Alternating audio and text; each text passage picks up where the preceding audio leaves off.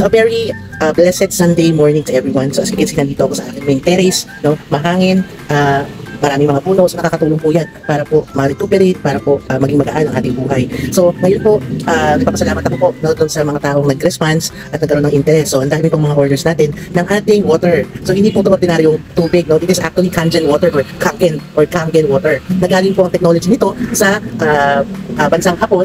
Ayan po, no? Alam nyo, sa totoo lang na medyo mataas ang presyo ng machine na ito, pero kung titignan natin ang benefits nito sa ating katawan, sa ating pamilya, at sa mga ibang tao na rin na gusto natin tulungan talaga. So napaka-importante po sa atin na masustain natin yung neutral or pH balance ng ating katawan. Sa panahon ngayon po, ang pinaka-nakakabahalang sitwasyon ay sobra na po ang mga prosesong pagkain natin. Wala na halos lahat ang mga organic na food natin. No, yung pa nagsasabi, organic yan. So how will you know if it's organic? Siyempre, makikita mo yung paano yung proseso ng pagtatanim, pag-harvest, ng pagluluto at iba pa. So katulad na po ng sinabi natin last time na sa totoo lang po, ang mga pagkain po natin ngayon ay hindi na ho nakakabuti. Maaaring nakakapagbibigay ng comfort sa atin dahil siyempre pag kumain tayo ng king, kumain tayo ng mga samgyupsal, no, parang it lightens up our day, but then we don't know kung ano nagiging impact nito sa ating katawan.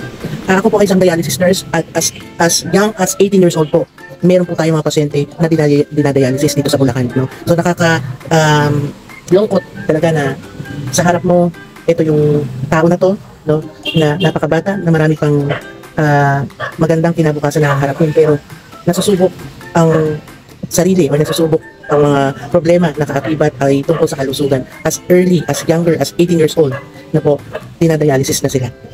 Yun po yung pinaka-sad part. Why? Because it's something to do with the lifestyle, it has something to do with the food you eat. Basically, no, 70% is actually ang cause ng mga chronic illnesses natin is from the food we eat, no, the water or liquid we also take. And of course, ang iba ay stress-related, no, maaaring pressure sa pamilya, problema sa pang-araw-araw. No? Hayaan natin na tayo'y magdasal, no, para mabigyan tayo ng magandang pag-iisip, no, makapag-isip tayo na mabuti. At ang iba naman, ay, dahil nga high-tech na ngayon, no, ang mga tao instead of lumabas, maglakad, ay masyadong nakapirme sa mga technology natin, yung mga gadgets natin. Kaya expect natin na in the next succeeding years pa, marami pang magkaroon ng mga komplikasyon sa puso, sa baga, sa kidney lalo na. Kasi ang kidney is the last organ in the body na pwedeng bumitaw, no, para tayo ay magkasakit at mapunta tayo dun sa kamatayan. No? Kidney failure, di ba? Usually yung mga namamatay, namatay ng kidney failure. So ibig sabihin talaga, pag once ang kidney natin ay nagkaroon na talaga ng matinding sakit, no, mahihirapan na tayo at dadaan talaga tayo sa proseso. Like yung sinasabi ko sa inyo, pagdadialysis na kinakatakot ng lahat. Sa totoo lang, pag dinadialysis ka, yun na yung source, no? Yun na yung source ng survival mo. Kung hindi ka itadialysis, mapupuno yung katawan mo ng tubig, makukongest yung lungs mo, and of course, all your bodily system ay babagsak, no, and will lead to death. Yun po yung nakakabahala sa panahon ngayon, no? Kaya kailangan din na habulin natin, kung may sakit tayo, katulad po ako, may sakit ako, habulin natin yung ating tsansa na mapahaba pa yung ating buhay. Rating naman po, no, dito sa ating Kangen water. So hindi po basta-basta po itong makina or machine, no, na nag-filter ng ating mga tubig, no, down to our pipelines, down to our mga faucet, no. Ang Kangen water po is Japan technology. So hindi mo na kailangan na ibang isip, kasi pag sinabi natin Japan, kahit po dun sa aking mga produkto na aming pagpaganda, you know, pag sinabing Japan is the best product na meron tayo, no? Dahil na rin sa kalidad ng sistema ng tubig, anumang produkto ay talagang naalagaan at lumahan sa maganda o kalidad na sistema. So ayan po yung ating Kangen water. So it's a small portable, around 16 inches, no, ang laki niya, at ilan po ay pinapipe in natin sa ating mga water source, no? Para po sa ating mga kababayan na talagang hindi naman pa at this moment makaka-afford ng ganong kahalaga dahil medyo mataas nga po ang presyo nito, pero ang ating ang alam natin, no, na itong product na ito ay pwedeng bayaran through credit card o kaya pwede pong partial at monthly payment until 1 year, no? Para po dun sa can't afford at mayroong konting budget na nila itatago. So tandaan natin, ang tubig po ay mahalaga, at yan po, minsan hindi ka na kumain tubig lang ay masasatisfy ka na po. Talagang it's essential product na kailangan ng tao, no, yung tubig. So this one is antioxidant microcluster alkaline ionized water. This is actually with active hydrogen, no? Pag sinabi po natin active hydrogen generator, meaning we need ang hydrogen in our body, no, para po ma-dispense natin yung ating energy kagad, no? Hindi siya mag-stay sa ating katawan. So it's actually a molecule sa bawat himay ng ating katawan na meron po tayong just right na hydrogen, mai-dispense po natin yung ating energy, no, by means of our daily routine, paglalakad, no, at lumalakas po yung ating katawan through our hydrogen, no, sa ating katawan. Ayan po. So this is actually recommended by mostly international doctors, like yung ating pong isang doktor dyan na one of the advocate of alkaline water, no? Ang sabi niya dito, Kangen water is alkalinized rich water between 8 to 9. It is considered the best drinking water because of its incomparable powers of hydrogen, incomparable power of hydrating our body, detoxify, and antioxidant. So, aside po sa pagkain, which is actually 60 to 70% yung impact sa ating katawan, pollution also gave factor para talagang humina yung ating katawan. And of course, stress, lifestyle, no, yung maling pagtulog, nagpagpupuyat ay isa po sa mga problema na pwedeng makakapagsanhi ng sakit sa ating katawan. Okay? And yun, this is actually endorsed, recommended sa Japan by Dr. Hiromi Shinya, MD, PhD. He is actually general surgeon and gastroenterologist. Ayan po siya. So you can also check on Google yung kanyang background. And of course, number one, then mostly nagpapatotoo dito yung mga vascular surgeon. Ayan. Yung vascular surgeon po is responsible naman para maging maayos yung ating mga blood cells sa katawan. So this is actually endorsed also by Dr. Horst Feldster, the vascular surgeon from Harvard graduate. Personally, I can testify that there is no question that my own life has been more enriched by the ingestion of Kangen water. Siya din po ay gumamit ng Kangen water. I endorse Kangen water as physician, as a surgeon, as human being. 100% I feel that it is a great benefit to mankind. I can only recommend it in the highest way. Wow! So that is a quote na masasabi natin na talagang sure based on the medical recommendation na talagang ang Kangen water is the best. At siyempre po, this is actually Japan technology. So alam niyo naman gaano ka-honest, ka-precise, at gaano ang kalidad na ginagawa ng mga produkto ng mga Japanese people, no? Sana all, no? Unlike po sa ibang bansa na sige gawa lang by quantity, pero yung quality po ay nasa-set aside. So also Dr. Otto Enrich, all forms of cancer has two basic condition, acidosis. No? Pag ang inyong sistema ay mataas sa acidity, lalo ang inyong blood, ang water na ininom ninyo, ang pagkain na ininom ninyo ay mataas sa acid. So expect na magkakaroon ka ng iba't ibang klase ng sakit. No? Kaya nga, yung tinatawag nilang pH balance. No? Pag nakakarinig kayo, ay, nineutralize niya yung ating ihi, yung ating water, yung ating dugo, no? Kailangan nasa pH balance na 7.0 ang pH balance natin.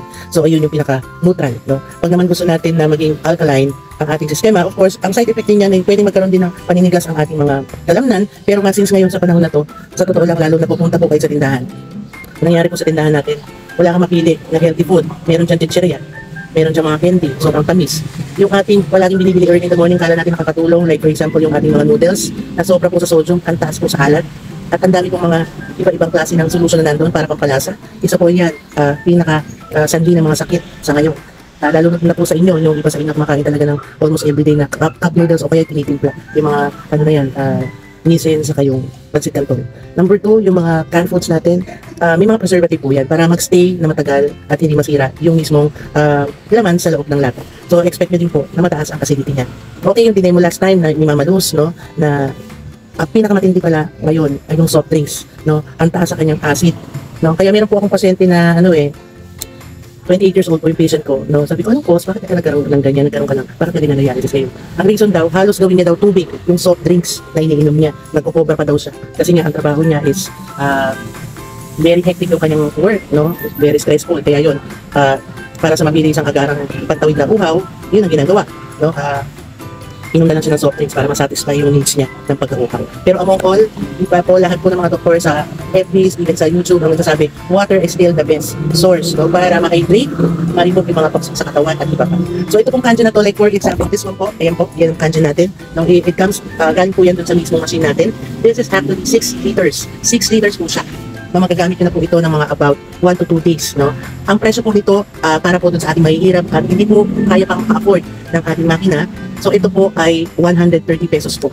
Ito po, 130 pesos. Kung kayo naman po ay bibili ng bulk, pwede natin mabaan yan. Ito po, free delivery po dun sa mismong lugar within the Bulacan area. Basta po, bulk ang orders natin kasi po talaga namang tubig ang iniinom natin. This is actually 6 liters and this is 1 gallon 6 liters. Meron din po tayong 3.8 liters.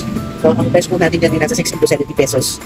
So, ayan po. No, initially po para dun sa pantulong po sa ating mga kababayan na hindi po maka-afford yung water na ito dahil po sa ngayon siguro ay talagang hirap, pwede natin tulungan. Pwede po kayo makipag-communicate, no? Pwede po kayo mag-PM sa ating Facebook para po kayo ay madeliveran ng water na ito. Kasama na po yung container fee dyan, no? Like, this is around 130 pesos po. pwede pong babaan sa dami po, mga 10, pwede natin kayong deliveran ng inyong tubig, no? Lahat ng ways po para pamahagi natin yung blessing na ito para sa lahat, kasi naiintindihan po natin ang iba ay wala pong pangkapasidad na makabili ng ganito ng ganitong klaseng makina. No, naiintindihan po natin yan. Pero ang Diyos naman ay makakapag-provide yan para sa atin. Pray lang po tayo. No?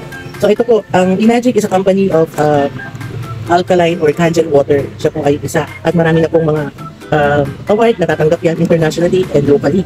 No? And this is actually recognized by Japanese Association of Preventive Medicine for Adult Disease, a renowned medical association composed of 6,500 medical doctors. Enagic Kangen machine are recognized as medical devices by the Japanese Ministry of Health and Welfare. License is 27B70060110. Kaya po, possible na ang lifespan sa Japan is may mga mas maraming matanda sa Japan kaysa mga youngsters. No? Kung titignan nyo ang buhay sa Japan, mas maraming mga senior, mga katandaan na buhay pa hanggang 100 years. No? Because of a good source of water. So guys, no, if ever gusto nyo magpa-deliver, just text me. Salamat po sa mga nag-response sa aking isang doktora, si Doktora J. Thank you so much. No? If you have time, please accommodate us para ma-share namin itong machine na ito para sa inyo. So, libre po ang demonstration at lecture at libre din po ang pag-inom nyo ng alkaline water pag nandiyan kami sa inyo, Doktora J. Jocelyn. No, Doktora Jocelyn. At sa aking beshi, si Sis F, no, pwede na natin i-deliver mamaya-maya yung order mo. Kaya Ma'am T, no, deliver natin. And of course, no, Ma'am T, I know, pwede mo i-share din to sa mga friends mo. Pwede mo rin i-share o ibenta to at maging profit na rin, no, sa pag-deliver namin sa iyo ng 30 na gallons of alkalinized water. So guys, salamat, no. And I would like also to promote yung ating Theobroma. Actually, Theobroma po is a cacao powder na nakatulong din po sa akin, no, in preparation for my operation dahil po ako ay may kidney stone, no. Ito po ay nakatulong sa akin. So I drank this one or I take this one 3 times a day. Sa isang sachet na po na ito, 3 times a day or 2 times the following day naman yung isang inom, kaya 3 times kong hinahati yung cacao powder nito. This is actually organic also.